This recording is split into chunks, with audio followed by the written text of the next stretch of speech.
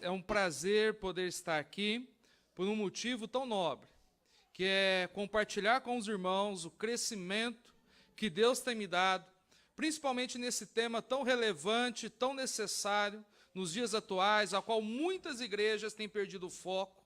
Nós precisamos constantemente estarmos lembrando das instruções da palavra do Senhor sobre missões. Eu também quero agradecer o carinho da igreja, que louvado seja o Senhor pelo ensinamento que os irmãos têm recebido e pelo desprendimento do material que Deus tem colocado no coração dos irmãos. Vamos orarmos ao Senhor, vamos fechar os nossos olhos, vamos orar a Deus. Senhor Deus, o Senhor está aqui no nosso meio, e o Senhor, ó Pai, ouviu a oração do pastor desta igreja. Ó Pai, que o Senhor a atenda na minha pessoa. Ó Pai, que as pessoas não vejam eu, mas vejam o Teu Filho que está dentro de mim. Ó Pai, que a Tua misericórdia, a Tua graça, venha me usar nesta noite, para edificar e desafiar esses irmãos. Aqueles que têm feito missões, que eles se sintam alegres e contentes. E aqueles que não têm feito, ou que têm feito pouco, que o Teu Espírito Santo os ensine nesta noite, através da minha vida. Em nome do Teu Filho Jesus, ó Pai, manifeste a cada coração aqui, a começar de mim, que transmitirei a Tua palavra. É em nome do Teu Filho que nós oramos. Amém. Meus irmãos, nós falaremos esta noite sobre missões, mas falaremos sobre o plano mundial de Deus. O plano mundial de Deus, nós precisamos entender em épocas onde muitas igrejas têm deixado de fazer missões, não é o caso desta, mas é o caso de muitas. E muitos, talvez, aqueles que estão ouvindo na internet. Muitas igrejas que deixaram de fazer missões para reformar o templo. Muitas igrejas deixaram de fazer missões para trocarem os bancos da igreja, colocarem ar-condicionado, ou construir uma cozinha, ou até mesmo uma sala de escola dominical. Igrejas que não entendem que nós temos que fazer as coisas em paralelo. Nós podemos fazer as duas coisas ao mesmo tempo. Nós podemos cuidar da igreja e fazer missões ao mesmo tempo. Nós não precisamos parar com um para realizar o outro. E é assim que eu tenho visto Deus abençoar ali em Luiz Antônio. A igreja ali tem cada vez mais progredido. Nós temos tido um crescimento saudável. Quando eu falo por crescimento saudável, não estou falando só de um crescimento numérico. Também não estou falando só de um crescimento patrimonial ou de um crescimento nas entradas de dízimo e oferta. Estou falando de um crescimento em todas as coisas. Porque isto é um crescimento saudável. E nós temos visto a bênção de Deus através daqueles propósitos que aqueles irmãos, como indivíduo, têm se consagrado, têm se animado e fortalecido na obra de Deus. Mas para isso nós precisamos entender que existe um plano muito além da igreja local.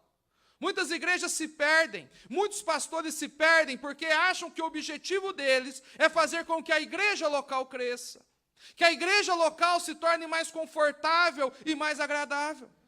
Meus irmãos, e assim a igreja e pastor estão caminhando por caminhos perigosos, porque fizeram o culto o próprio Deus. Fizeram a igreja o próprio Deus. A razão existencial é a igreja local e não o Deus Espírito. E que os seus adoradores o adorem em espírito e em verdade.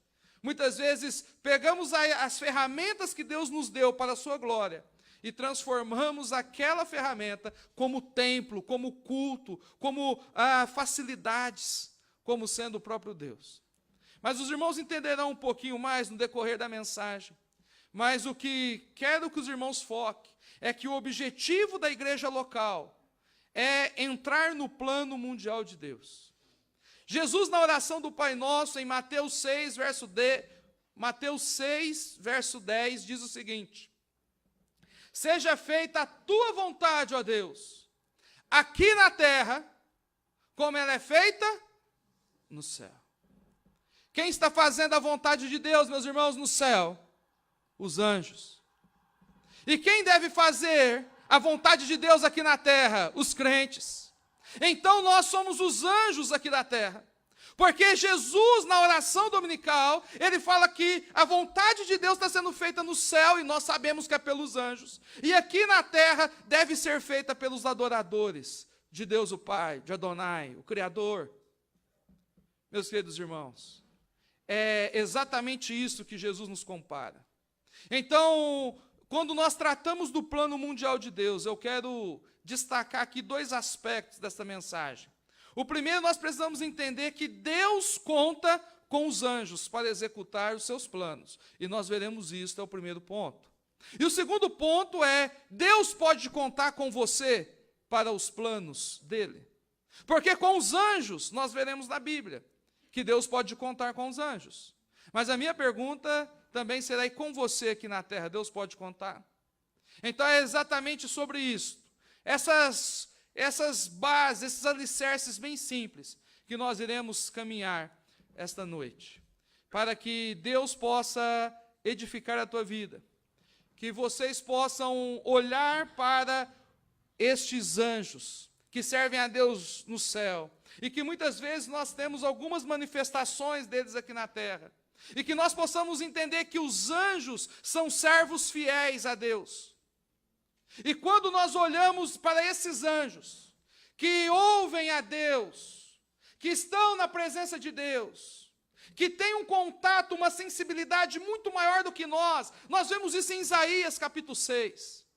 Os anjos estão na presença de Deus, e quando nós olhamos para o comportamento dos anjos, nós podemos ter uma noção muito clara de qual é o interesse de Deus. E quando nós iremos olhar aqui, neste primeiro ponto, sobre angiologia, é só com um propósito, porque o trabalhar dos anjos revelam qual é os planos de Deus.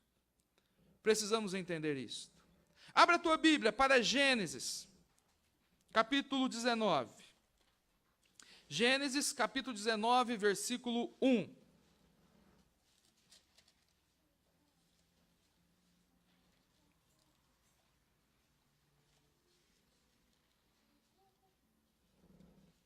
Olha o que diz a palavra do Senhor.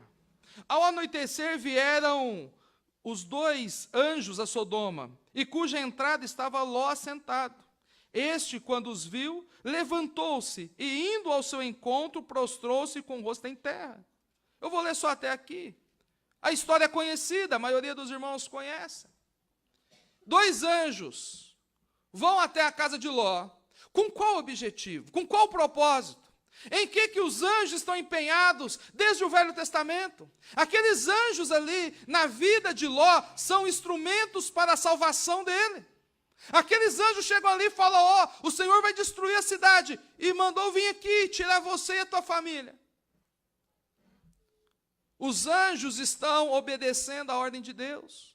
Nós vemos isso ali em Abraão, conversando com Deus. Mas se tiver 10 justos ali na cidade, o Senhor salva a cidade.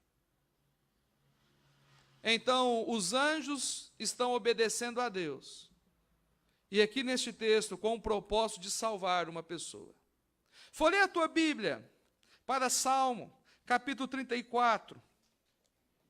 Salmo 34. Temos mais aqui de anjos. O que a Bíblia diz? Salmo 34, versículo 7. Olha o que diz a palavra do Senhor. O anjo do Senhor acampa-se ao redor dos que o temem e os livra. Meus irmãos, você teme ao Senhor? Porque a Bíblia está falando que o anjo do Senhor se acampa ao redor de quem o teme. A mandato de Deus.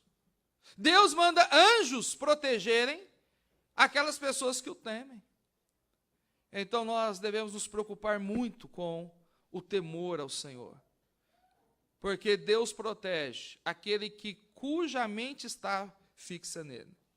Essa palavra temor, ela pode ser entendida de uma forma prática, é você ter medo de entristecer a pessoa. Eu não sei se no dia do seu aniversário tinha ou tem a regra que tinha na minha casa quando eu era pequeno. Porque no dia do nosso aniversário, a mamãe não batia na gente. Então, aquele dia a gente podia fazer arte, porque é o dia do aniversário, não vai bater. E ainda mais, vai preparar a comidinha que a gente gosta. Então, no dia do aniversário era o almoço que gosta e não podia bater. Então, a gente sabia que podia fazer arte, só que tinha um problema. A mamãe, ela cuidava tanto, ela acordava naquele dia cantando uma musiquinha, uma cantiga da época dela, Bom Dia Café, e ia lá com todo detalhe. E a gente sabia que o almoço ia ser a comidinha que a gente gosta. Mas no dia que a gente podia fazer arte, que nem apanhar, a gente não tinha coragem de fazer. Porque a mamãe cuidava tão bem da gente naquele dia, que a gente ficava até com medo de pisar na bola sem querer. Essa é a ideia de temor. É quando você ama tanto a Deus, que você tem medo de entristecê-lo.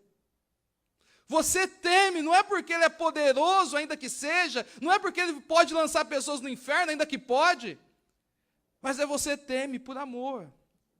Você não quer entristecer aquela pessoa que te cuida tão bem, aquela que te protege tanto.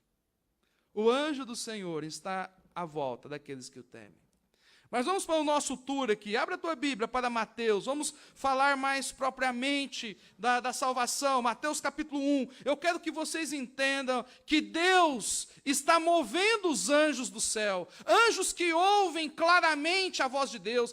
Anjos que têm uma percepção muito maior da vontade de Deus do que nós que estamos aqui hoje. E olhando o que esses anjos estão envolvidos. Mateus capítulo 1. Versículo 20 e 24, diz a palavra de Deus assim, 20. Enquanto poderava nestas coisas, eis que lhe apareceu em sonho um anjo do Senhor, dizendo, José, filho de Davi, não temas receber Maria, tua mulher, porque o que nela foi gerado é do Espírito Santo. Versículo 24. Despertado José do sono, fez como lhe ordenara o anjo do Senhor e recebeu sua mulher. Então, meus irmãos, os anjos avisaram Maria, os anjos avisaram José, e os anjos estão rodeando em prol de um assunto. Qual que é o assunto? A vinda do Salvador. Não vou falar aqui, mas os anjos já tinham preparado João Batista, o pai e a mãe. Ali, os anjos estão descendo do céu, estão se manifestando entre os homens em prol de um assunto, preparando para o mundo conhecer o Salvador. Olha lá o capítulo 2, versículo 13 e 19, diz assim, tendo eles partido, eis que apareceu um anjo do Senhor a José, em sonho, e disse, dispõe-te, toma o menino e sua mãe, foge para o Egito, e permanece lá, até que eu te avise, porque Herodes há de procurar o menino para matar. O anjo está interferindo na vida dos homens, interferindo para quê? Para que o Salvador não morra antes da hora, para que o Salvador amadureça, pregue, e morra na hora que Deus designou para nos salvar. Os anjos estão envolvidos para que o Salvador cresça. Verso 19, olha, tendo Herodes morrido, eis que um anjo do Senhor apareceu em sonho a José no Egito e disse, o anjo de novo, os anjos estão se materializando, estão se manifestando neste mundo, em prol de um assunto, da sua prosperidade? Não. Em prol de um assunto, qual é o assunto? A salvação dos homens. Olha, Mateus, capítulo 28. Folhei lá, Mateus 28, verso 2.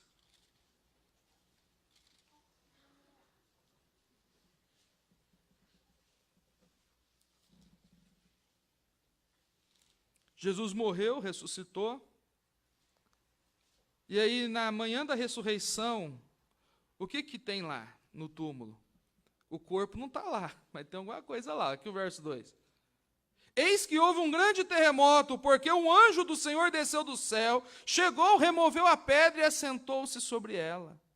Verso 5. Mas o anjo dirigiu as mulheres e disse, não temais, porque sei que buscais Jesus, que foi crucificado. Os anjos do Senhor estão se movendo em prol de um assunto. Qual que é o assunto? O Salvador do mundo. no seu nascimento, na sua ressurreição. Este é o assunto que Deus está preocupado. Preocupado assim, que Deus está empenhado. Este é o assunto a qual anjos estão passando do mundo espiritual para o físico. Eu quero te mostrar, meus queridos, que este é o plano mundial de Deus. Folheia a tua Bíblia para Lucas agora, capítulo 1. Eu quero mostrar para você que não é uma passagem alheia, não é uma passagem perdida, algo esporádico, algo que Deus fala pouco. Não, talvez a nossa atenção é pouca, mas Lucas capítulo 1, versículo 26. Diz assim: no 6º mês foi o anjo Gabriel enviado da parte de Deus para uma cidade da Galiléia chamada Nazaré. Então, o anjo aí mostrando um pouquinho com mais detalhe a história da concepção de Maria. Mostrando o verso 28. E entrando o anjo aonde estava, disse: alegra-te, muito favorecida, o Senhor é contigo. Verso 30. Mas o anjo lhe disse: Maria, não temas, porque achaste graça diante de Deus. Verso 38. Então disse Maria: aqui está a serva do Senhor, que se cumpra em mim conforme a tua palavra. E o anjo então fez o quê? Porque ele fez Maria entender o que Deus queria. Então o anjo vai embora. Meus queridos, olha lá o capítulo 2, olha aqui.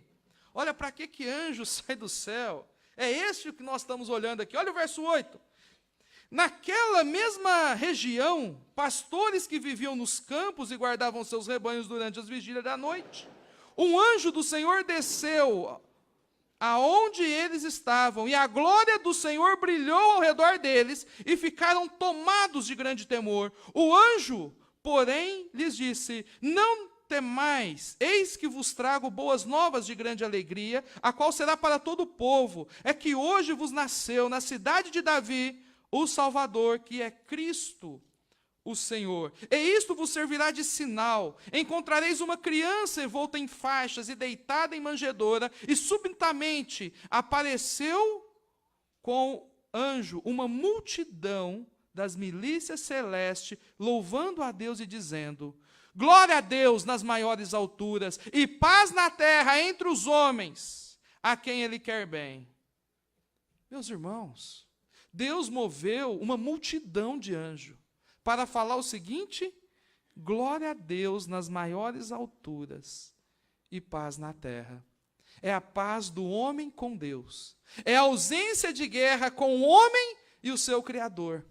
É uma paz espiritual. É shalom. É uma paz em todas as áreas da sua vida. Não é só uma paz com a sua família, não é só uma paz no seu casamento, ou só uma paz financeira. É uma paz que envolve tudo.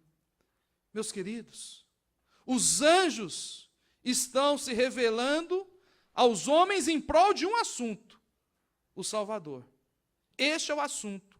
É isto que mexe o coração. Olha o verso 15. E ausentando-se deles os anjos para o céu, diziam os pastores uns aos outros: vamos até Belém e vejamos os acontecimentos que o Senhor nos deu a conhecer. Meus irmãos, nós estamos falando do plano mundial de Deus. Não é o plano de Campinas e nem do Brasil. É assim que os anjos servem ao Senhor. Folheie para capítulo 15 de Lucas. 15:10. 15:10.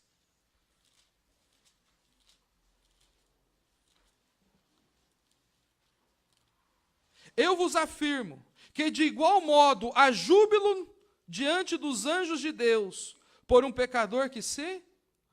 Ah, meus irmãos, lá no céu, a Bíblia faz questão de nos informar, na boca do Senhor Jesus, que lá no céu tem festa, não quando você conquista a casa própria. Não tem festa quando a tua filha faz 15 anos, ou quando você casa, ou quando o seu menino nasce.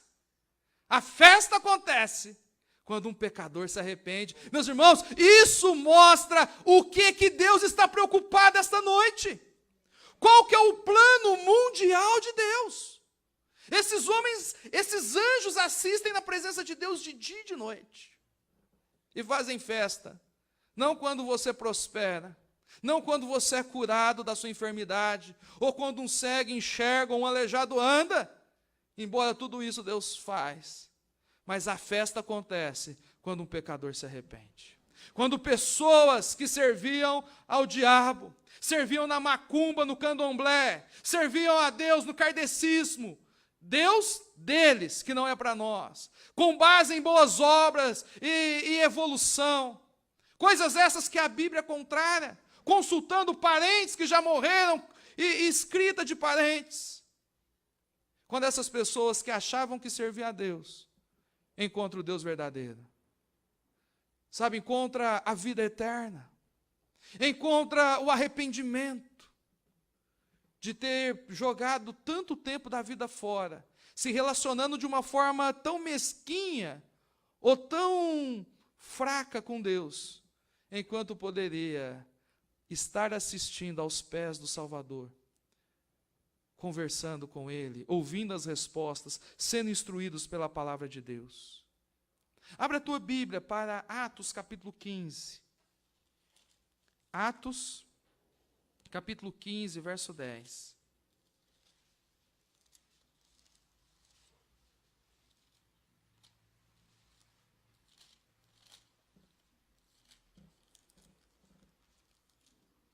Diz assim a palavra do Senhor: agora, pois, por que tentais a Deus, pondo sobre a serviço dos discípulos um jugo que nem os... Não é essa. Não é. Atos... Eu falei Atos 15, 10? Atos 5, 18. Falei errado.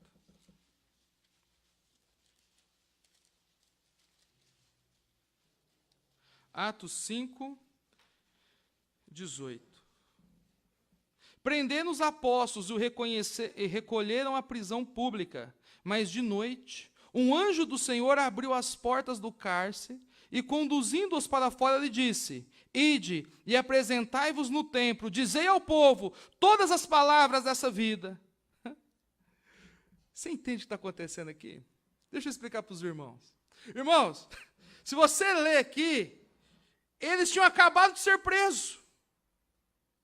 Eles tinham sido presos de tarde.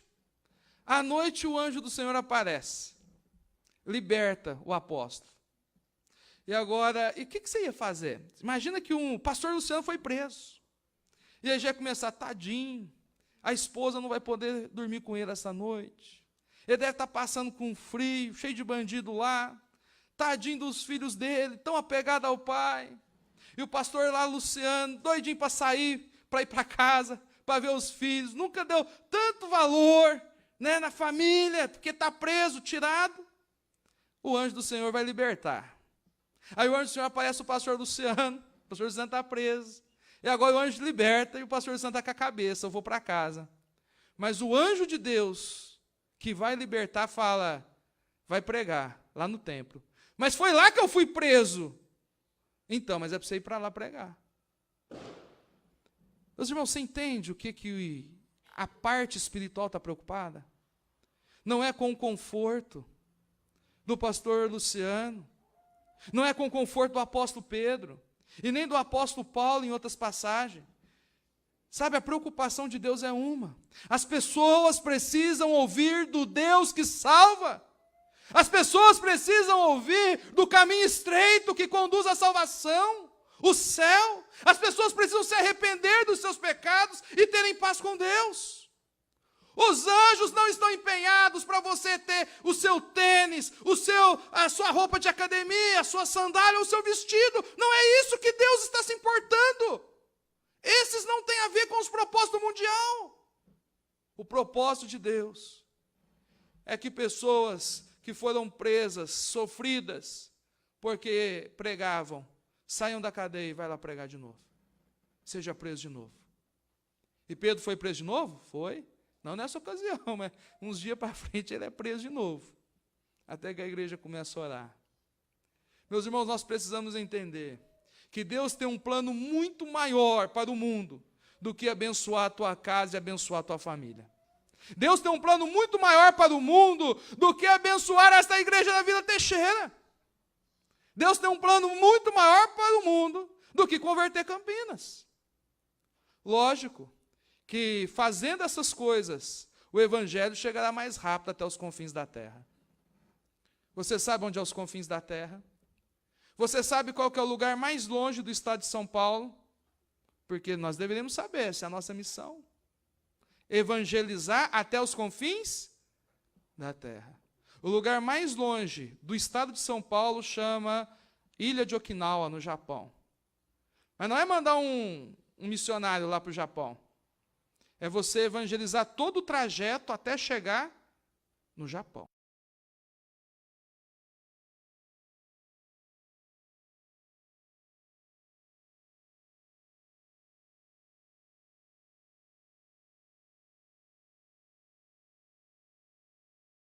Que tem pouco níveis de cristão, como Coreia do Norte, China, Índia, é porque existe perseguição. No Japão, não. No Japão, o índice de cristão é mínimo, mas não tem perseguição a crente. É interessante, né? Porque nos outros países a gente fala, lá tem pouco crente por causa do hinduísmo. Lá tem pouco crente por causa do presidente lá da Coreia do Norte. É porque na China,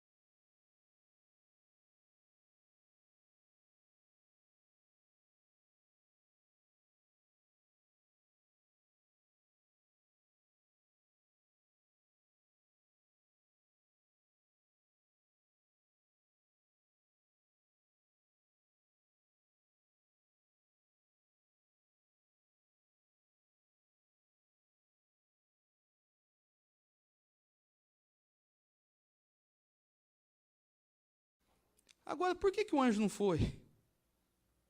Por que o anjo sabia, estava mandando ele ir, ué. Quem que é mais fácil, o anjo ou o homem?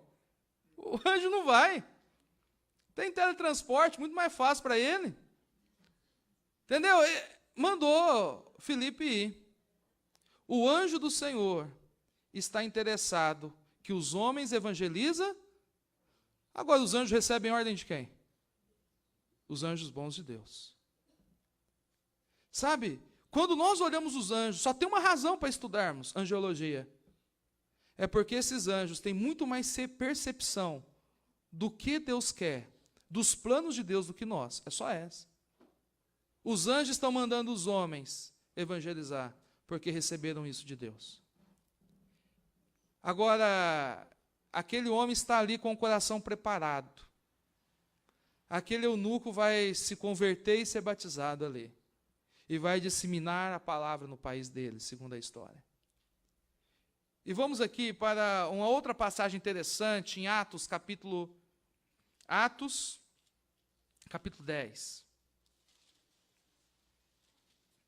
Atos, capítulo 10, versículo de 1 a 6.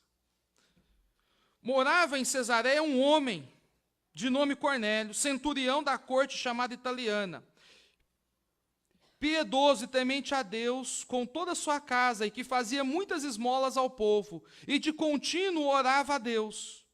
Esse homem observou claramente durante uma visão, cerca da hora 9 do dia, um anjo de Deus que se aproximou dele e lhe disse: Cornélio. Este, fixando nele os olhos e possuído de temor, perguntou: Que é, Senhor?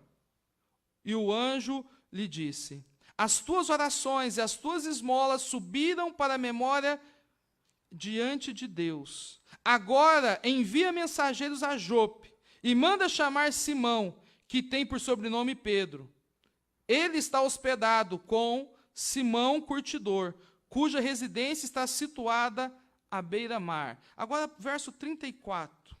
Então falou Pedro, dizendo: Reconheço por verdade que Deus não faz acepção de pessoas. Pelo contrário, em qualquer nação, aquele que o teme faz o que é justo, lhe é aceitável. Esta é a palavra que Deus enviou aos filhos de Israel, anunciando-lhes o evangelho da paz, por meio de Jesus Cristo. Este é o Senhor de todos. Meus irmãos, atentem, comam essas palavras. Centurião de Cesareia, Cornélio, centurião, comandante de 100. Ele tinha 100 homens a qual ele comandava. Esse homem chamava Cornélio. A palavra de Deus nos informa o quê? Que um anjo aparece a ele e fala que ele tinha uma vida muito piedosa. Porque o anjo fala o seguinte: as tuas orações e as tuas esmolas chegaram até a presença de Deus. E ele foi salvo? Não. Chegaram até a presença de Deus. Então faz o seguinte: Deus mandou eu vir aqui para você chamar Pedro para pregar para você e você se converter. Porque esmola não salva. Oração também sem entendimento não salva. Ele orava, mas não era pedindo um salvador. Deus abençoe minha família, meu filho.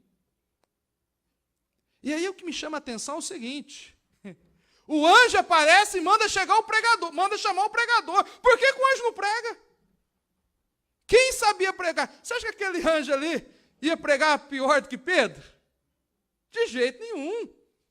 Aquele anjo sabia muito mais que Pedro, irmão, vocês podem ter certeza disso. Aí Pedro chega lá, e Pedro começa a pregar que Jesus Cristo morreu, que os homens mataram o Filho de Deus. E aí o Espírito Santo começa a cair em toda a família de Cornélio. Mas você percebe que Deus, na sua soberania, você percebe que Deus, na sua inteligência, Ele estabeleceu que quem vai pregar o evangelho para a conversão é o homem, não é anjo. O anjo não prega lá ao etíope, o anjo não prega aqui para Cornélio, mas o anjo fala: manda chamar aquele pregador, porque você tem que entregar a tua vida. E Deus estabeleceu que é o homem que vai pregar. É por isso que nós estamos aqui. E aí, quando nós olhamos lá, você entende um pouquinho mais do plano missionário, porque a Bíblia diz que Deus não faz exceção de pessoas. Em qualquer nação, verso 35, em qualquer nação, aquele que o teme e faz o que é justo lhe é aceitável. Isso é missões. Deus não quer salvar só o Brasil.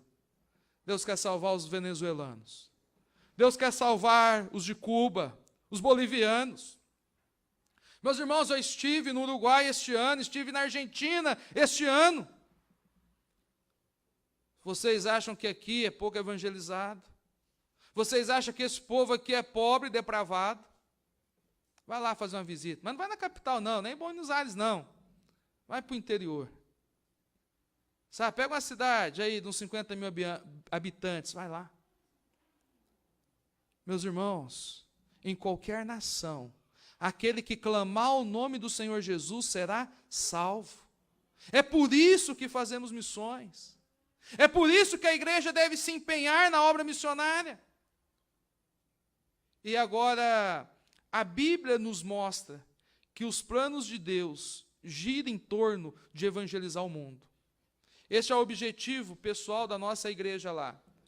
Nós temos 14 pessoas no Brasil, que a nossa igreja ajuda. Inclusive o Aaron e a Ana Paula, já são 3 anos e meio que a nossa igreja tem sido fiéis em participar das orações e do sustento financeiro deste casal. Mas nós queremos não parar de ajudar brasileiros, mas nós queremos agregar pessoas que estão em outros lugares. Porque a nossa meta não é evangelizar o Brasil, a nossa meta não é evangelizar só o Piauí ou só o Rio Grande do Sul, que são os estados com menor índice de cristãos. Mas a nossa meta é evangelizar o mundo inteiro. E nós precisamos fazer ao mesmo tempo. Agora a pergunta que eu faço, o segundo ponto, é: Deus pode contar com você para a evangelização do mundo inteiro? Eu quero, olha, irmãos, eu estou fazendo uma pergunta para você responder na tua cabeça. Deus pode contar com você para Ele evangelizar o mundo inteiro? Você conseguiu responder? Se a resposta sua é não, fique em pé, por favor. Vou repetir. Deus pode contar com você para Ele evangelizar o mundo inteiro, porque é este o plano de Deus, evangelizar o mundo inteiro. Então, se ninguém ficou em pé, eu acredito que ninguém quer, não. Mas vamos ser igual, vamos ser imparcial. Se Deus pode contar com você para evangelizar o mundo inteiro, fica em pé.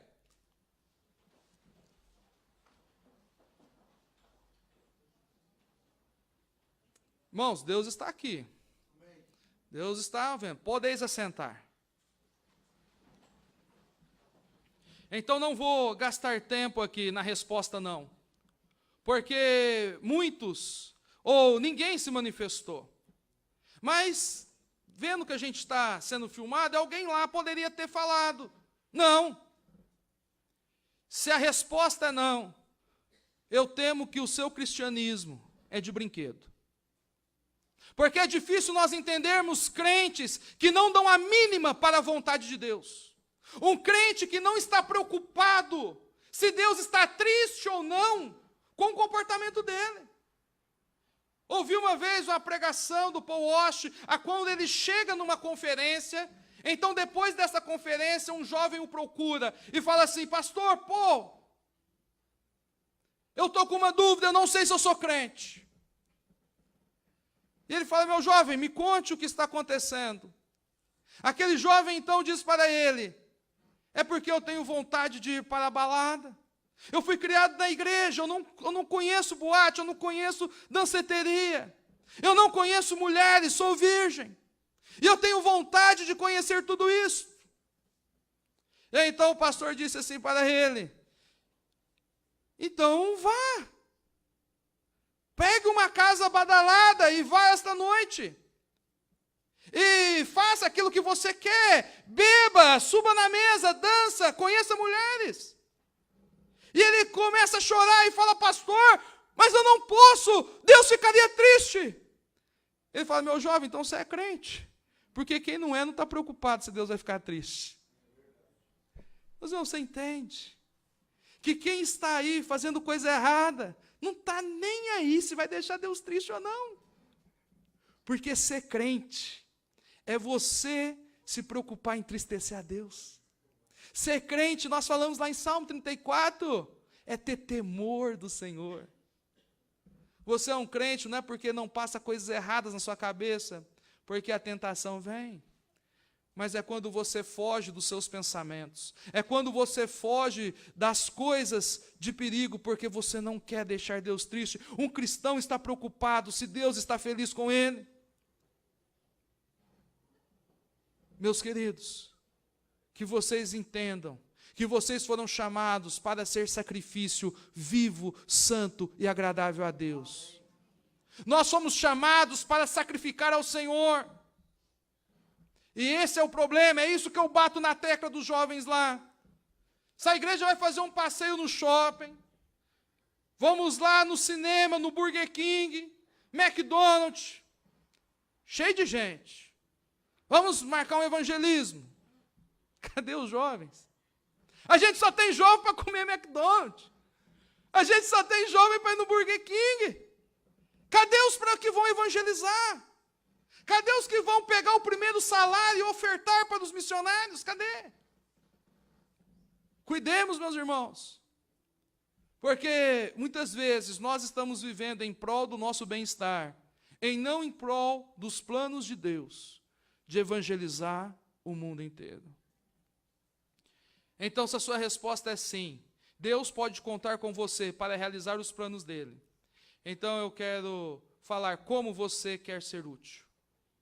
Existem duas formas de você ser útil, se a sua resposta é sim. Ou você ora e vai, ou você ora e sustenta. Porque a oração faz parte da vida do crente. O crente tem que orar a todo instante, orar sem cessar. Ou você ora e sustenta, ou você ora e vai. Essa é a questão. Meus irmãos, eu tenho conhecido um pouco do campo missionário. Eu já fui para o Ceará, quando eu fui de carro, andei 3.000 quilômetros, porque o problema do avião é que a gente só tem aeroporto de cidade grande, né? Então a gente só sai de uma cidade grande e vê outra, você não vê o trajeto. Você não vê a miséria. Você não vê a ausência de Deus. Tem que ir de carro, missionário tem que ir de carro. Né? Por quê? Para você ver que até você chegar ali em Fortaleza, até você chegar em Juazeiro do Norte, o que você vai passar ali na Bahia, no Piauí, você vai entender o porquê um missionário é tão relevante. Sabe? No meio do ano agora, eu fui lá em Uruguaiana de carro. A última cidade do Rio Grande do Sul. E ali nós fomos cortando várias cidades. E você começa a ver uma coisa bem legal. Que a gente mora no melhor lugar do país. Eu conheço um pouco do norte, um pouco do sul. E sabe qual que é o sentimento que eu tenho? Deus me mandou pastorear no melhor... Aqui é o melhor clima, não tem clima mais gostoso que o estado de São Paulo. Você pode falar, Paraná é gostoso, até você pegar o frio lá. Né? Você está no melhor lugar do Brasil. E Deus te colocou aqui por quê? Porque você é bonito? Não. Porque Deus quer te usar para que outras pessoas conheçam a Cristo.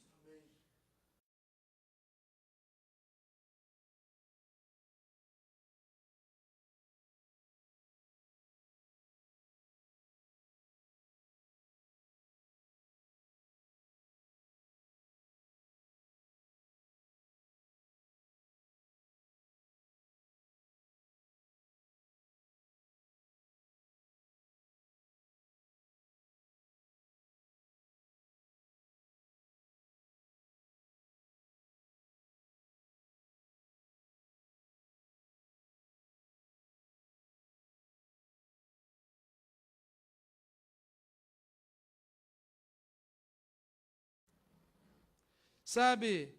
E eu vou falar uma coisa. Alguém fala, pastor, mas nós temos que sustentar? Não, biblicamente não. Você vê Jesus dando alguma oferta para a missionária? Eu não vejo. Ele não deu oferta, mas ele deu o quê? Ele deu a vida. Se alguém aqui não é contra a oferta missionária, irmão, não precisa ofertar, dê sua vida. Se você quer dar sua vida, você não precisa ofertar, não. Porque a oferta é a melhor parte. A oferta é a parte mais fácil. Porque quando a minha esposa está doente, impossibilitada, e a minha casa suja, sabe o que eu faço? Eu pago alguém para fazer aquilo que era o meu papel para fazer. Sabe? Quem tem que ir é você. Se você não acha errado pagar uma faxineira quando a tua esposa não está bem de saúde, e você paga sem reclamar, por que quando você não faz missões, você acha ruim de pagar alguém para ir no seu lugar? Porque isso é oferta missionária.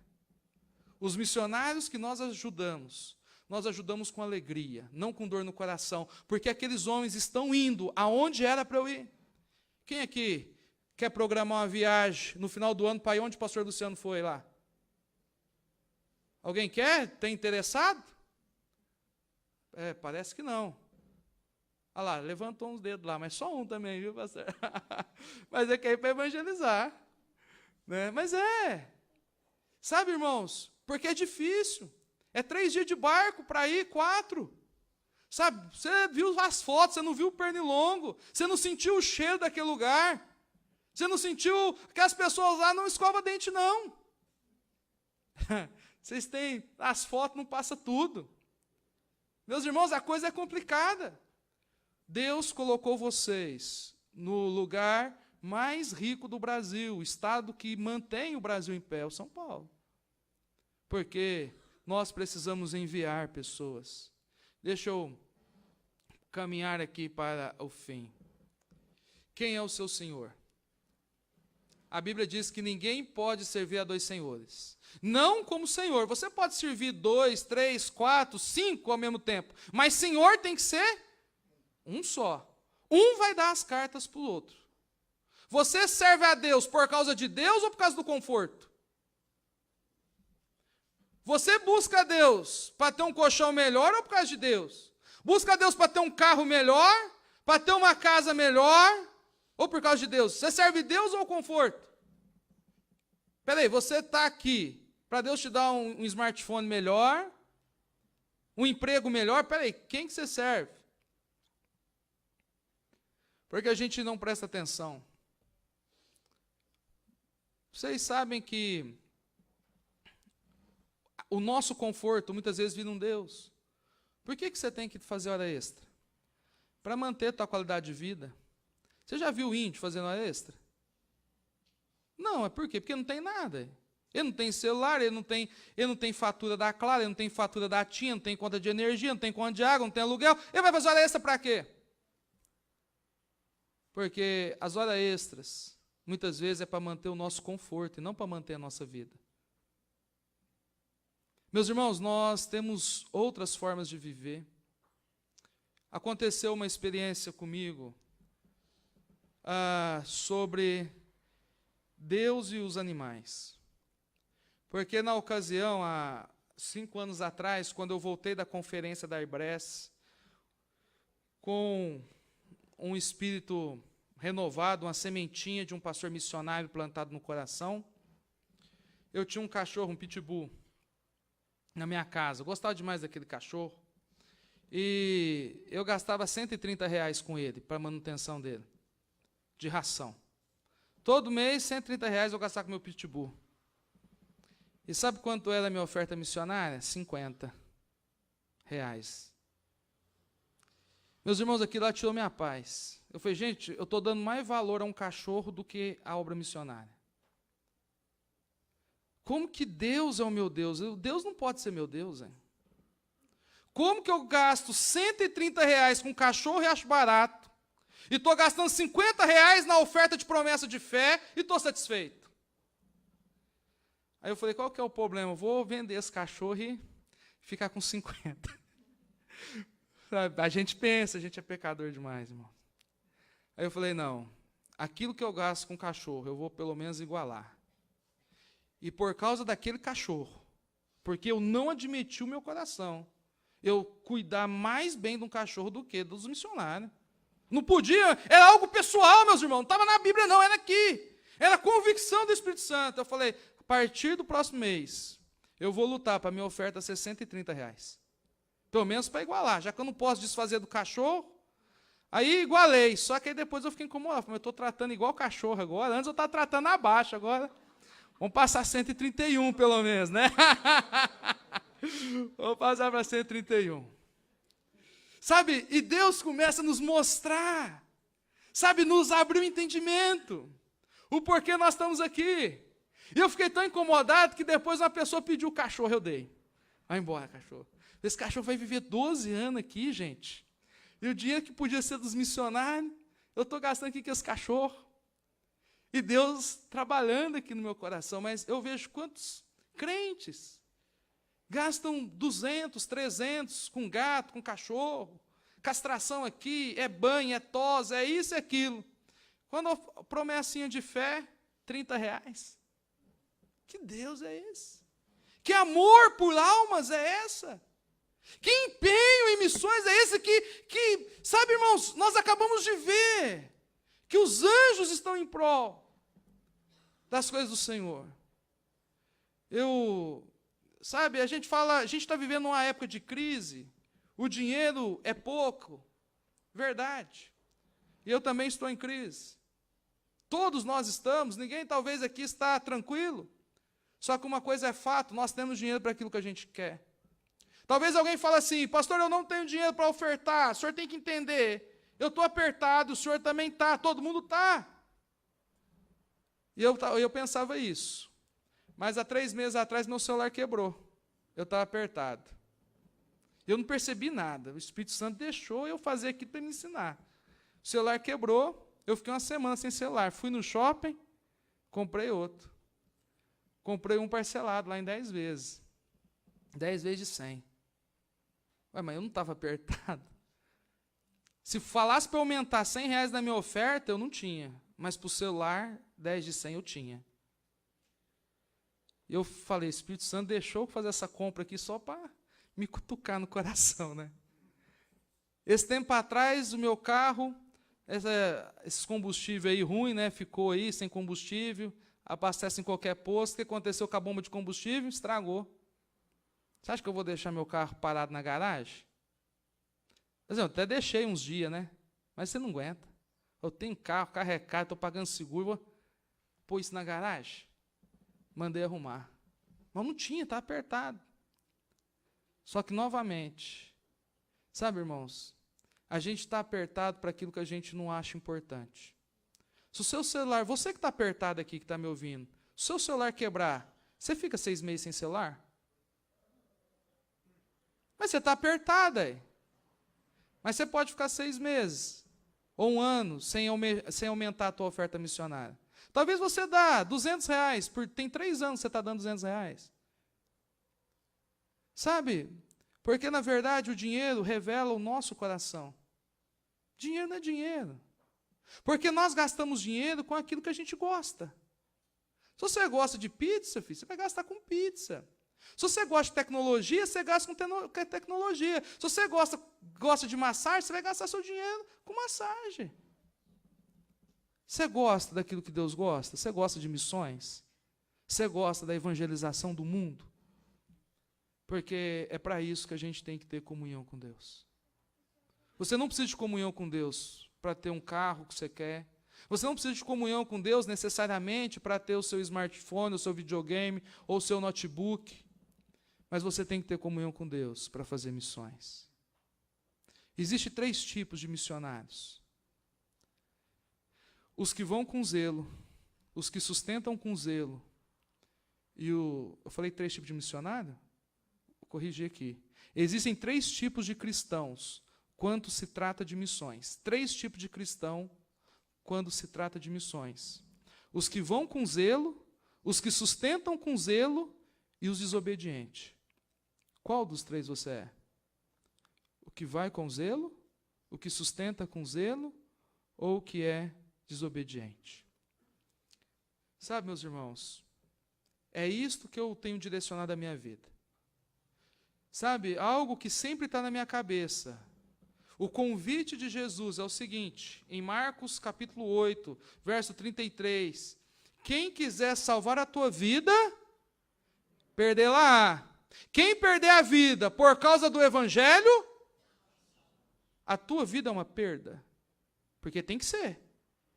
Tem que ser uma perca. O apóstolo Paulo perdeu, Barnabé perdeu, acabou, o pastor Carlos Neto cantou aqui, deixaram as redes e seguiram. A rede era profissão, lógico que é um chamado integral. Eles abandonaram o negócio do pai deles. Se você analisar ali, o pai deles era negociante. Olha no texto lá. Imediatamente deixaram as redes e o seguiram. Nós somos chamados, ser crente, é ser chamado para perder essa vida, para ganhar a outra. Porque Deus não é injusto. Quem está vivendo para si mesmo nessa vida, Deus não vai dar outra, você já viveu a sua aqui. Agora, se essa você está morrendo, perdendo, Deus vai te dar uma eterna. Quem perder a vida, sabe, irmãos? A minha vida tem sido uma perca. O missionário era. Quanto que ele ganharia como um piloto de fazendeiro? Qualquer fazendeiro aqui paga R$9.000 para um piloto particular. Quanto que a Ana Paula ganharia? Soma um piloto particular, trabalhando em qualquer fazendeirinha aí, fazendo táxi aéreo, 9 mil, com a formação da esposa dele, põe aí, R$4.000, R$3.000. Quanto você acha que é o sustento deles? Mas eles estão perdendo a vida dele, por causa de Cristo e do Evangelho, meus irmãos. Porque não tem nada nessa terra, sabe? Não tem nada aqui. A nossa casa, a nossa esperança está além. Sabe, somos peregrinos. Eu quero dizer aos irmãos, olhem para as Escrituras. A palavra de Deus diz em Efésios que nós precisamos colocar a armadura de Deus. Para quê? A armadura? para viver tranquilo. Você vê um policial andando de armadura dentro da sua casa? Não. Colete à prova de bala dentro de casa, tomando café? Não. Aonde se coloca a armadura, colete à prova de bala? É na guerra. Você usa colete? Você não vive em guerra. Dá luz com as trevas. Não é guerra contra homens, nem é contra principados e potestades. Sabe, irmãos, no Salmo 91 falam, caia 1000 à minha direita, 1000 à minha esquerda e 10.000. Sabe o que o salmista está pensando? Cabe 10.000 pessoas dentro da sua casa? Ele está pensando do quê? De guerra. Nós somos chamados para ser soldados. O bom soldado não se envolve em coisas dessa vida, porque o objetivo dele é satisfazer aquele que o chamou.